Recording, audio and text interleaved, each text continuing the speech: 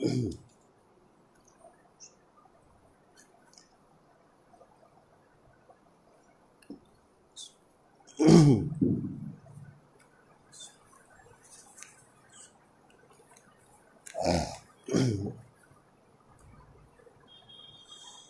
الحمد لله نحمده ونستعينه ونستغفره ونعوذ بالله من شرور أنفسنا ومن سيئات أعمالنا من يهده الله فلا مضل له ومن يضلل فلا هادي له وأشهد أن لا إله إلا الله وحده لا شريك له وأشهد أن محمدًا عبده ورسوله يا أيها الذين آمنوا اتقوا الله حق تقاته ولا تموتن إلا وأنتم مسلمون يا أيها الناس اتقوا ربكم الذي خلقكم من نفس واحدة وخلق منها زوجها وبث منهما رجالا كثيرا ونساء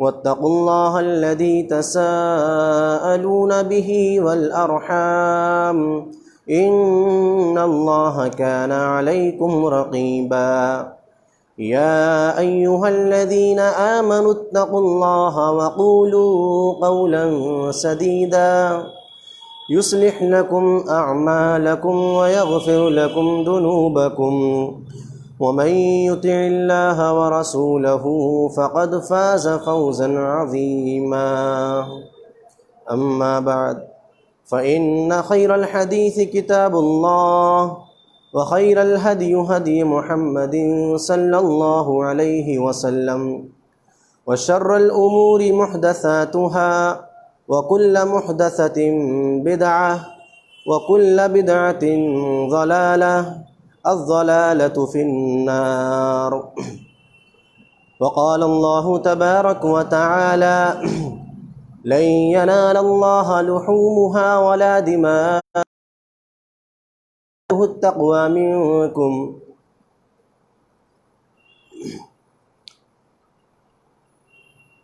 حاضرین جمعہ،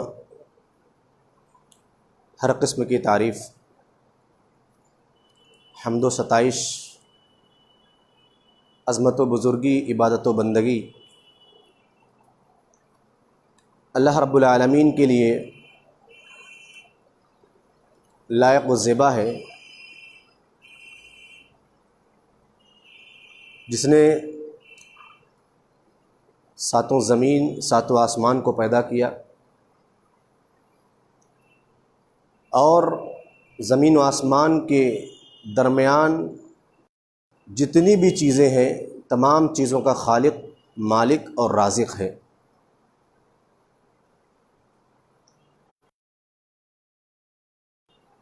اور مزید ہم پر احسان یہ کیا کہ ہمیں کلمہ پڑھنے والا بنایا، مسلمان بنایا، اسلام جیسی عظیم نعمت سے ہم کو نوازا۔ اس عظیم نعمت کے اوپر ہم اللہ رب العالمین کا جتنا بھی شکر ادا کریں کم ہے۔ اس مختصر سی حمد و ثنا کے بعد بے شمار درود و سلام نازل ہوں جملہ تمام انبیاء و رسل پر، خصوصاً آخری نبی احمد مجتبیٰ تاجدار بطحا محمد مصطفیٰ صلی اللہ علیہ وسلم پر، جنہیں اللہ رب العالمین نے ہماری ہدایت، کامیابی اور کامرانی کے لیے اس کائنات کے اندر مبعوث فرمایا، بھیجا۔ اللہم صلی علیہ، اللہم بارک علیہ۔ معزز حاضرین، آج کے اس خطبے میں جس موضوع کے تحت مختصر طور پر آپ کے سامنے خطاب کرنا چاہتا ہوں وہ ہے فلسفہ قربانی۔ قربانی کا فلسفہ کیا ہے، اس کی حکمتیں کیا ہیں؟ کتاب و سنت کو اگر کھنگالا جائے اور قربانی کے تعلق سے جو روایات اور جو آیات ہیں ان پر غور و فکر کیا جائے تو معلوم یہ ہوتا ہے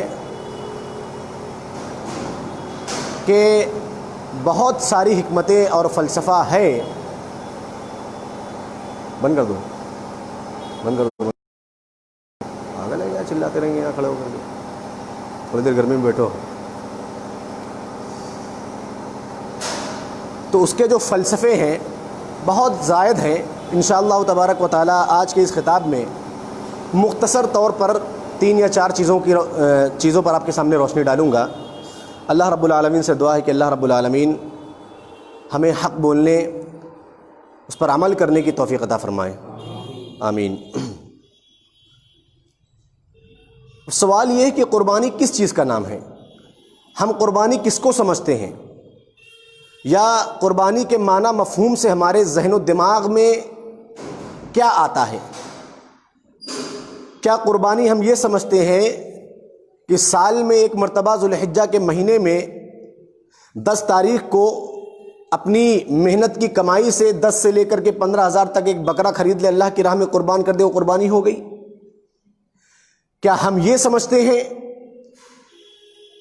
کہ ان بکروں کو ذبح کرنے کے بعد مختلف قسم کی ڈشیں بنائی جائیں اور اس سے لذت حاصل کیا جائے، لطف اندوز ہوا جائے؟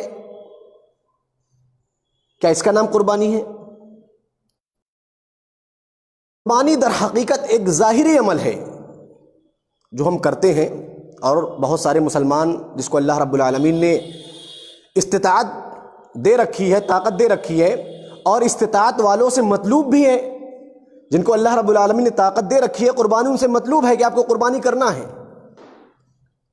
لیکن قربانی کے ظاہری عمل سے ہم نے یہ سمجھ لیا کہ جو ہم نے آپ کے سامنے بھی بیان کیا کہ ایک جانور ذبح کر دینا کھانے پینے کے لیے، بانٹنے کے لیے، لوگوں میں چرچے کے لیے، اس کا نام قربانی نہیں ہے، بلکہ یہ ایک ظاہری عمل ہے، جبکہ اس کا معنی و مفہوم اس سے کہیں زیادہ بلند تر اور وسیع ہے. آئیے اس فلسفے پر بات کرنے سے پہلے، قربانی کی جو حکمتیں ہیں ان پر بات کرنے سے پہلے ہم قربانی کے معنی و مفہوم پر غور کر لیں کہ قربانی کہتے کس کو ہیں. در حقیقت یہ قربانی کا جو لفظ آیا، ہم نے اپنے آپ اور ہم اپنی زبان پر جو لاتے ہیں قربانی، یہ عربی زبان کا لفظ ہے. ہم نے اس کو اردو کے اندر استعمال کر لیا قربانی. عربی کا لفظ ہے قربان، قاف را با اس کا مادہ ہے، اس کا معنی ہوتا ہے قریب ہونا، نزدیکی حاصل کرنا. اللہ رب العالمین نے اس کی مثال دیتے ہوئے سورہ مائدہ کے اندر حضرت آدم علیہ السلام کے 2 بیٹوں کا تذکرہ کیا اور یہ کہا وَاتْلُ عَلَيْهِمْ نَبَأَ ابْنَيْ آدَمَ بِالْحَقِّ، اے نبی آپ لوگوں کے سامنے آدم علیہ السلام کے دونوں بیٹوں کی جو قصہ ہے، جو کہانی ہے، اس کو بولتے ہیں جانور ذبح کرنا. جس طریقے سے حج کے موقع پر جو جانور ذبح کیے جاتے ہیں ان کو ہدی کہا جاتا ہے، اسی طریقے سے یوم النحر کے دن جو جانور ذبح کیا جاتا ہے اس کو اضحیہ کہا جاتا ہے. ہم نے اس کو نام دے دیا قربانی. قربانی یہ نہیں ہے.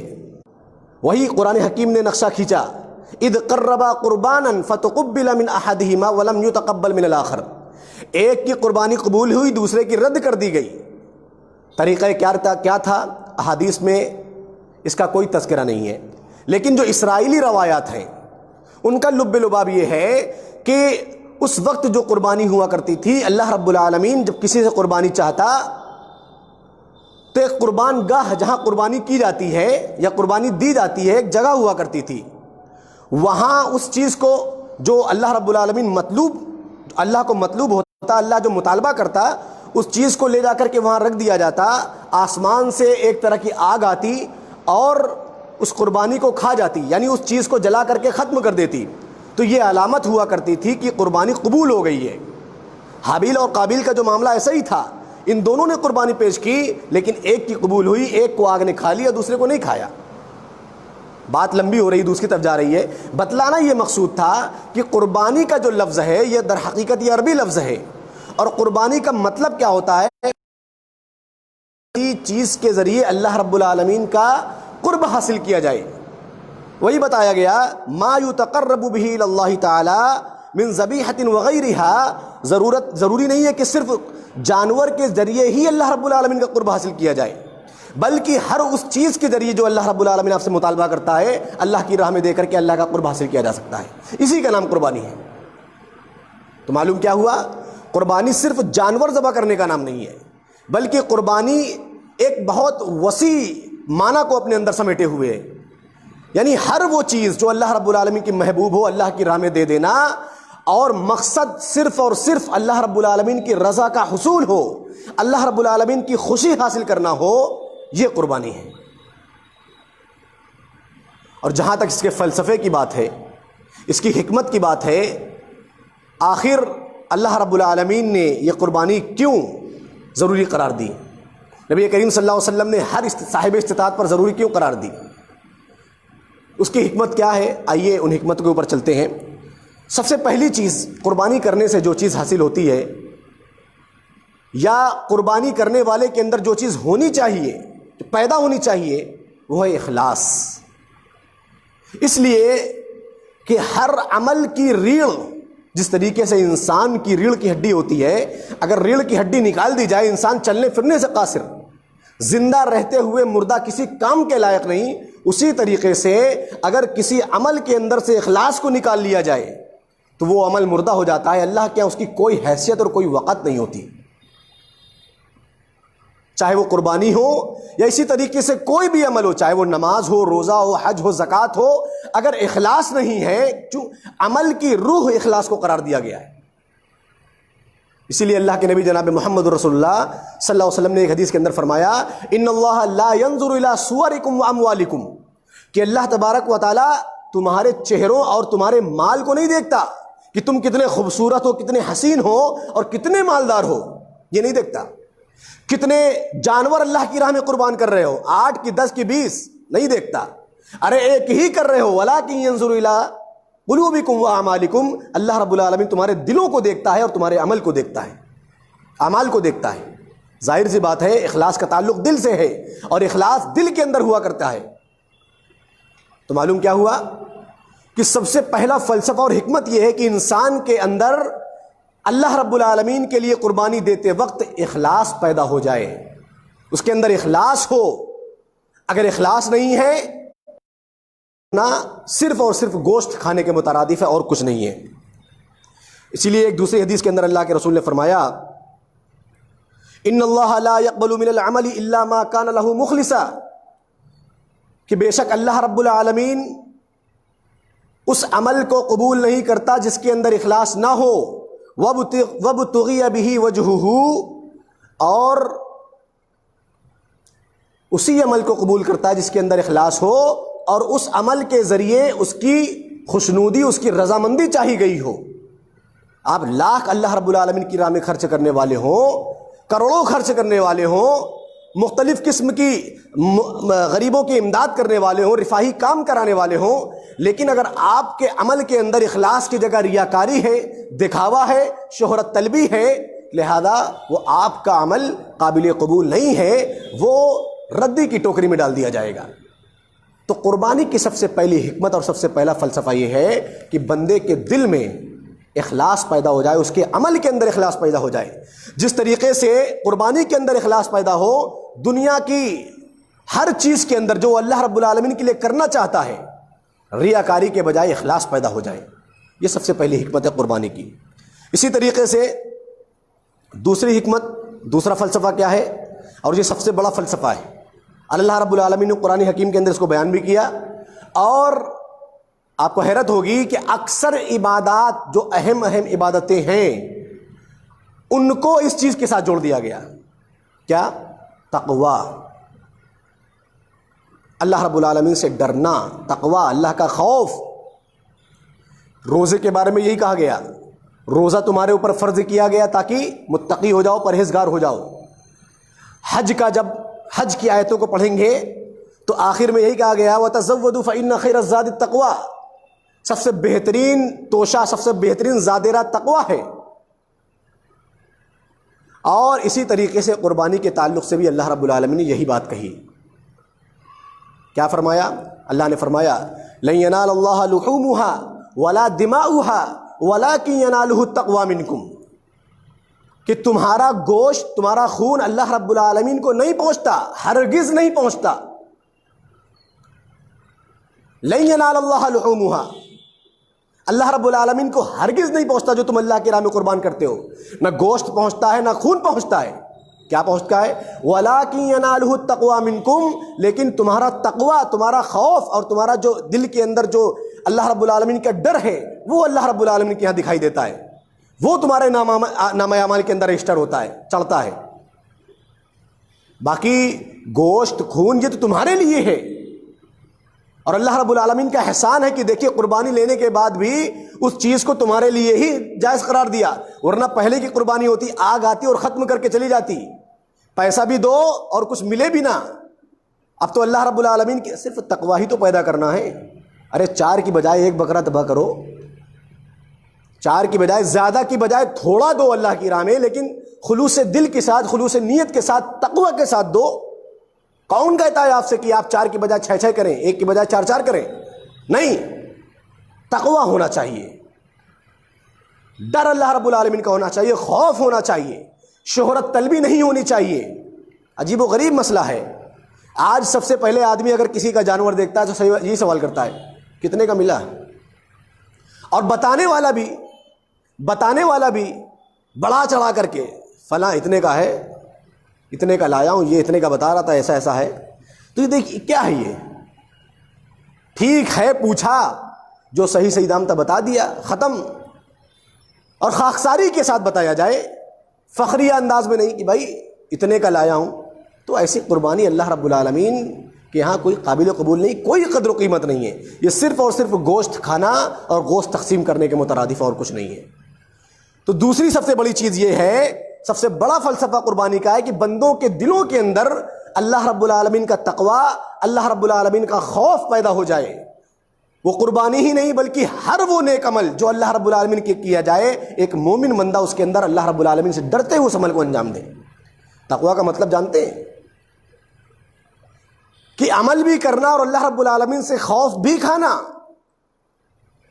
کہ اللہ رب العالمین قبول کرے گا کہ نہیں، اور امید بھی رکھنا. خوف اسی کو بولتے ہیں. اپنے آپ کو دنیا طلبی، شہرت طلبی یا دوسری تمام ریاکاری کے وسائل سے بچاتے ہوئے خالص طور پر اللہ رب العالمین کے جانور کو ذبح کرنا، یہ تقوی ہے.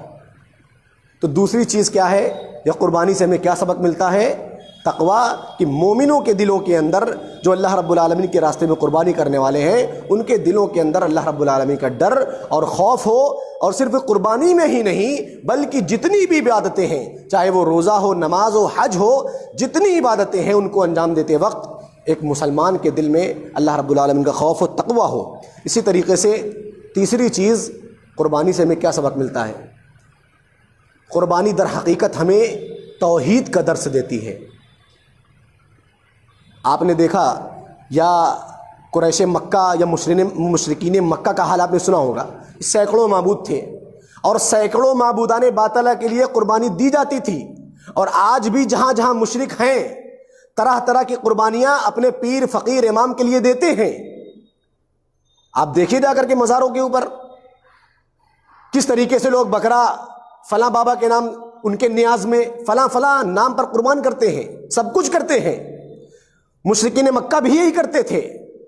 اللہ رب العالمین نے کہلوایا، قل، آپ کہیے، ان صلاتی و نسکی و محیای و مماتی للہ رب العالمین، کہ میری نماز، ان صلاتی و نسکی، میری قربانی، و محیای و مماتی، میرا جینا اور میرا مرنا، یہ سب اور اللہ رب العالمین کے لیے. یہ توحید ہی تو ہے کہ آدمی صرف ایک ہی ذات کا ہو کر کے رہ جائے. اور توحید کس کو کہتے ہیں؟ اسی کو تو توحید کہا جاتا ہے کہ آدمی صرف اور صرف اللہ رب العالمین کا ہی ہو کر کے رہ جائے. نماز پڑھ رہا ہے تو اللہ رب العالمین کے لیے پڑھے، قربانی کر رہا ہے تو اللہ رب العالمین کے لیے قربانی کرے، زندہ ہے تو اللہ کے لیے زندہ رہے، مرے بھی تو اللہ رب العالمین کے لیے مرے. ساری چیزوں کے اندر اگر اللہ رب العالمین کے لیے کچھ کر رہا ہے، یہی تو توحید ہے. تو قربانی ہمیں توحید کا درس دیتی ہے کہ فلاں فلاں کے لیے آپ کو قربانی نہیں کرنی ہے. قربانی بھی اگر جائز ہے، جس طریقے سے دوسری تمام عبادتیں اللہ رب العالمین کے علاوہ کسی اور کے لیے جائز نہیں ہے، اسی طریقے سے قربانی بھی ایک عبادت ہے، یہ بھی اللہ کے علاوہ کسی اور کے لیے جائز نہیں ہے. اسی لیے اللہ رب العالمین نے فرمایا ان صلاتی، اب کہلوایا نبی کی زبان سے، ونسکی ومحیایا، میرا نماز، میں جو نماز پڑھ رہا ہوں یہ کسی اور کے لیے نہیں، اللہ کے لیے ہے. قربانی جو کر رہا ہوں آپ کو ان کو دکھانے کے لیے نہیں، اللہ کے لیے ہے. تو یہ ہمارا عمل ہونا چاہیے، ہمارے اندر تقوی اور اخلاص کا یہ معیار ہونا چاہیے کہ ہماری ہر چیز، ہر عبادت محض اللہ رب العالمین کے لیے رضا جوئی اور رضا حاصل کرنے کی، خوشنودی کے لیے ہونی چاہیے. تب تو ہماری قربانی کامیاب ہے، ورنہ ہماری قربانی محض میں نے بتلایا کہ گوشت کاٹنا، کھانا، پکانا اور اس کے علاوہ کچھ نہیں. یہ تیسری چیز تھی. چوتھی اور آخری چیز وہ ہے قربانی جو ہمیں درس دیتی ہے، وہ اللہ رب العالمین کا شکر ہے. کیسے؟ بکرا چھوٹا ہوتا ہے دیکھنے میں، انسان قابو پا سکتا ہے، لیکن اونٹ، گائے، بھینس یا اسی طریقے سے وہ بڑے بڑے جانور جن کو انسان ذبح کرتا ہے، یہ اللہ رب العالمین کا احسان ہی تو ہے کہ اتنے بڑے بڑے جسامت ہاتھی کے برابر جانوروں کو ہمارے مسخر کر دیا، ہمارے تابع کر دیا ہے. ورنہ ہماری کیا حیثیت تھی کہ اتنے بڑے جانور کو ہم اپنے قابو میں کر لیتے؟ اگر وہ چاہیں تو ہماری کتنی زندگیاں لے لیں، لیکن یہ اللہ رب العالمین کا کمال ہے، اللہ رب العالمین کا احسان ہے مسلمانوں کے اوپر، دنیا کے اوپر، امت کے اوپر، لوگوں کے اوپر، کہ جانوروں کو، اتنے بڑے بڑے ہیکل جانوروں کو انسانوں کے تابع کر دیا ہے. کیا اس بات پر اللہ رب العالمین کی شکر گزاری کا جذبہ نہیں پیدا ہونا چاہیے؟ جب اللہ رب العالمین نے کہہ دیا کہ دنیا رواں فیہا انسان کے لیے بنایا ہی گیا ہے، تو یہ جانور وغیرہ ساری چیزیں اس میں آ گئی. آج ہم اونٹ کو بڑی آسانی سے نہر کر لیتے ہیں، ذبح کر لیتے ہیں، گائے کو بڑی آسانی کے ساتھ ذبح کر لیتے ہیں. یہ اتنے ہم سے کئی گنا بڑی جسامت میں ہے جسم کے اندر، اگر چاہیں تو ہمیں تکلیف دے دیں، لیکن اللہ رب العالمین کی طرف سے ان کو اجازت نہیں ہے. یہ ہمارے تابع کر دیے کہ ان کو اپنے آسانی کے ساتھ ان کو قابو میں کر لیتے ہیں. وہی بات اللہ رب العالمین نے کہی وَالْبُدْنَ جَعَلْنَاهَا لَكُم مِّن شَعَائِرِ اللَّهِ، کہ یہ جو جانور ہے قربانی کے، یہ در حقیقت اللہ رب العالمین کی نشانیوں میں سے ہیں. فَاذْكُرُوا اسْمَ اللَّهِ عَلَيْهَا صَوَافَ، لہذا اللہ کا نام لے کر کے ان کے اوپر سواری کرو، ان کو ذبح کرو. فَإِذَا وَجَبَتْ جُنُوبُهَا، اور جب ان کو ذبح کر چکو، فَكُلُوا مِنْهَا وَأَطْعِمُوا الْبَائِسَ الْفَقِيرَ، خود بھی کھاؤ اور فقیروں، محتاجوں اور غریبوں کو بھی کھلاؤ. كَذَلِكَ سَخَّرْنَاهَا لَكُمْ لَعَلَّكُمْ تَشْكُرُونَ. پھر اللہ رب العالمین کا کہتا ہے کہ یہ ساری چیزیں در حقیقت معاملہ ایسا ہے کہ ہم نے تمہارے لیے مسخر کر دی ہیں، تمہارے تابع کر دی ہیں، تمہارے انڈر میں کر دی ہیں، تم آسانی کے ساتھ ان کے اوپر قابو پا جاتے ہو. ورنہ تمہاری اتنی طاقت نہیں ہے کہ تم سے کئی گنا طاقت میں جانور ہوتے ہیں، تم ان کے اوپر قابو پا لو. لہذا لعلکم تشکرون، مسخر کرنے کی وجوہات بھی بیان کر دی، وجہ بھی بیان کر دی کہ تاکہ تم شکر گزار بن جاؤ، شکر گزاری کرنے والے بن جاؤ. تو یہ اللہ رب العالمین اتنے بڑے بڑے ہیکل جانوروں کو ہمارے تابع کر رہا ہے، تو اللہ رب العالمین چاہتا ہے کہ اس پر اللہ کا شکر ادا کیا جائے. ورنہ ہماری یہ بساط، ہماری یہ حیثیت نہیں تھی کہ ہم اتنے بڑے جانوروں کو اپنے قابو میں کر لیں اور اللہ کی راہ میں قربان کرنے کے لیے آسانی کے ساتھ اس کو لٹا دیں اور چھری پھیر دیں. لعلکم تشکرون، تاکہ شکر کرنے والے بن جاؤ، شکر گزاری کرنے والے بن جاؤ. تو یہ چند حکمتیں تھیں آپ کے سامنے بیان کی گئی قربانی کی، اور بھی ہیں انشاءاللہ آئندہ خطبے میں اس پر بحث کی جائے گی. اللہ رب العالمین سے دعا ہے کہ اللہ تبارک و تعالی جتنی باتیں کہیں گی دوران خطبہ، ان کو ہمیں اچھے طریقے سے یاد رکھنے اور اپنی عملی زندگی میں ان کو نافذ کرنے کی توفیق عطا فرما. آمین. اللہ رب العالمین سے دعا ہے کہ اللہ رب العالمین ہماری قربانیوں کے اندر اخلاص پیدا فرما، اور جو بھی قربانی اللہ رب العالمین کی راہ میں دیں، چاہے وہ جانور کی شکل میں ہو، مال کی شکل میں ہو یا کسی اور چیز کی شکل میں ہو، اللہ رب العالمین اس کے اندر مکمل طور پر اخلاص پیدا کرنے کی توفیق عطا فرمائے. آمین. تقبل یا رب العالمین.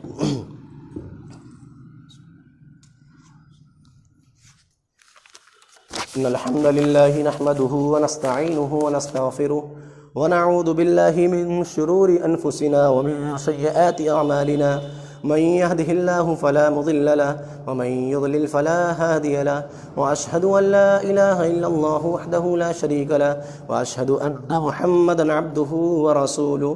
اما بعد فأعوذ بالله السميع العليم من الشيطان الرجيم. بسم الله الرحمن الرحيم. إن الله وملائكته يصلون على النبي يا أيها الذين آمنوا صلوا عليه وسلموا تسليما.